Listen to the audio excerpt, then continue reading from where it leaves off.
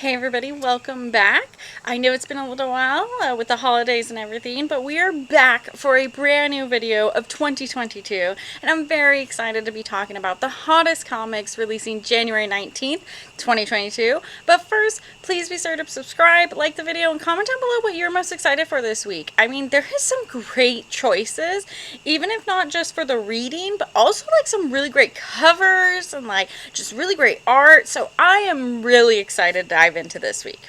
We're starting off with my top picks, and it's going to be Batman the Knight, #1. It's a maxi series out of 10, but it's written by Chip Zdarsky, so I'm already sold, and it's drawn by Carmine Di Giamdomenico. I'm very sorry if I pronounced that wrong. However, he used to be the artist for The Flash, so very exciting to see Chip Zdarsky's Batman now instead of his Daredevil, which I really love. So the origin of Batman and his never-ending fight against crime in Gotham City is modern mythology. But what of the story in between? How did an angry, damaged young man grow into the most accomplished detective and crime fighter the world has ever known? How did the Dark Knight begin? And it just sounds like a really cool concept. We don't really get too much information about that type of era about Bruce Wayne, so I'm just really excited to see what Chip Zdarsky can do. We also have She-Hulk #1. So this is one of the ones where I'm like, man, there is some great covers. Not only is it that fantastic Jen Bartel cover, but, you know, there's the Adam Hughes. There's just some really great choices here. It's written by Rainbow Rowell and drawn by Roge Antona. And it's the best character ever is back in her own series and about to glam up the whole Marvel Universe. Jennifer Walters, aka the sensational She-Hulk, is no longer savage and needs to put her life back together. She's got a career to build, friends to reconnect, and maybe represent in a court of law, and enemies too. Well, she may not want to connect with them, but they're definitely going to connect with her. And the last page of this issue is going to send Jen down a road she's never traveled, and she will shake up her life and possibly the whole Marvel Universe. Now we know this is out because her TV show is going to be coming out later on this year, so maybe it's a big spec on that. I'm not too sure. I'm just really excited that She-Hulk's back to her normal, fun-loving self, and I'm just really excited to read this. We also have Silver Surfer Rebirth #1. It's a mini-series of 5, and they're back. No, we don't mean the guys on the cover. We're talking about legendary creators Ron Mars and Ron Lim, returning to tell a story set during their fan-favorite run of Silver Surfer. Someone has stolen the reality gem, an object that allows the users to fill any wish, no matter the consequences. But whoever has taken it is doing things like bringing back the dead hero Captain Marvel. It's up to Silver Surfer to team up with the least likely of allies, Thanos, to find the gem and restore reality to its proper form. So this one I'm actually really looking forward to. It's been a little while since we have a Silver Surfer comic, since Silver Surfer Black. So, you know, just having a Silver Surfer comic sounds really cool. There's some great covers. I really love the 1 in 25 wraparound. So yeah, it just seems like a fun comic that I'm excited to read. We also have X10 Lives of Wolverine #1. It really depends on the person talking. I'm pretty sure it's supposed to be the 10 Lives of Wolverine because it was House and Powers of 10. However, it could be X. They never really clarify. So, the biggest Wolverine story of all time begins here. Logan, James Howlett, Weapon X, the mutant best known as Wolverine, has lived many lives under many identities and in many places, but never before has the fate of the future been so entwined with the past.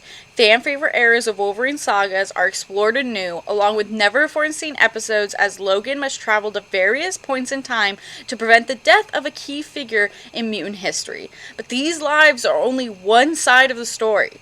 But here for the start of the time-shredding saga across all Wolverine's history and future yet to come. So it's going to go lives, deaths, and it's going to be interesting. I'm excited to see all these different past Wolverines, as well as some Wolverines we've never really seen before. I'm a sucker for Wolverine. I think Wolverine's really cool, and as I've grown up to adult, I definitely find him more entertaining than usual, and I do think Benjamin Percy's doing a great job at writing Wolverine, so I'm excited to see what he has in store. We also have Animal Castle #2. This is a Blaze comic, and it definitely shook people up when #1 came out because it was incredibly popular and no one really saw it coming. So, on the farm, all animals were equal. In the castle, some are more equal than others. After witnessing the deaths of animals she knew as friends for seemingly nothing, Miss B becomes a conflicted cat.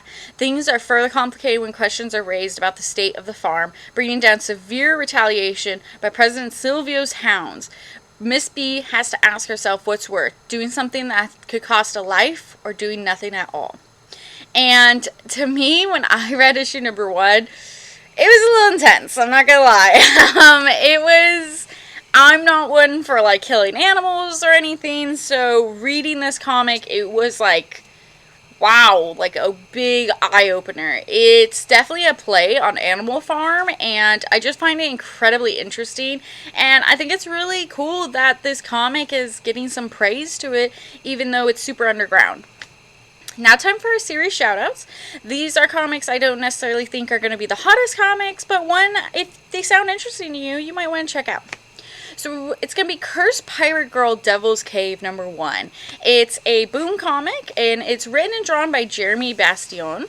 In the long-awaited continuation of Cursed Pirate Girl, her loyal companion Pepper Dice reveals that there's still time to bring back her father, the pirate Captain Douglas. If she can escape the Sea King's palace with a bright star, will she be bold enough to enter the Devil's Cave and hope to bring her father back? Or will Devil Jonah and his minions stop her? Sorry, excuse me. So I really added this one because when I saw it in the previews, the art was incredible.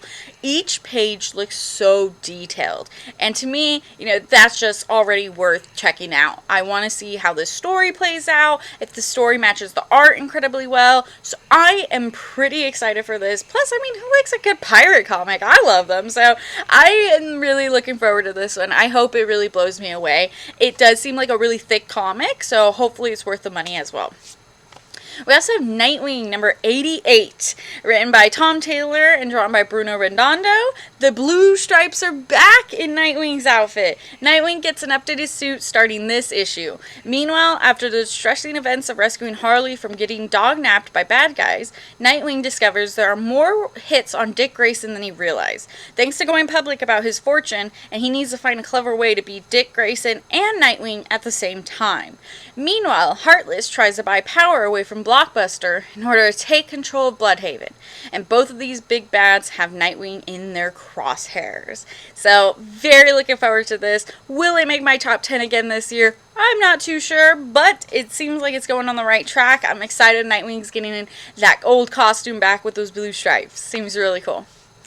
We also have Primordial #5. It's almost done. It's almost at 6. The big conclusion will be soon. Jeff Lemire and Andrea Sorrentino really surprising me with this one. It's very different from the other stories they have told. So the spaceship piloting Leica, Abel, and Baker approaches Earth. But how and where will they land? Luckily, there's a familiar face hoping to help guide them home. So, seems really interesting. I have been loving it. I know there's not like too many words, but it focuses a lot on the animals, and I really like that. We also have Strange Academy #15. #14 was a banger of an issue. So #15, I'm hoping is just the same. So your wish is granted. It's a very special day at Strange Academy. Battle class with Magic and Wong, but not every student is competing at the same level. And Calvin has a trick up his sleeve, thanks to his new mysterious friend, Gaslamp. Meanwhile, a student is missing, and Emily Bright won't rest until they're found. So, I love Strange Academy. I think it's very underrated, and I am just really hoping that this Gaslamp guy is incredibly cool. I'm very looking forward to it. We also have Moon Knight #7. The Moon Knight trailer is supposed to drop today, Monday, during a football game. So, what perfect timing than to pick up a Moon Knight comic on Wednesday at your local comic shop. It's written by Jed McKay, and how do you fight someone that no one knows? Moon Knight's out for blood, and his hits the streets armed only with a name. But he soon finds out in the Twilight half-world of NYC supervillainy, sometimes the streets hit back. While he's fighting this way through supercrime underworld, he'd better watch his back. So Moon Knight's just been so action-packed, and I've really been liking it. The art is so incredible too, the way you get to see the different Moon Knights, Mr. Knight, you know, it's just really fun, and I'm really enjoying this run. Now time for our late printings. We only have a couple this week. We have Apache Delivery Service number 1, second print. We have Black Panther number 1, second print. It also comes with a 1 in 25.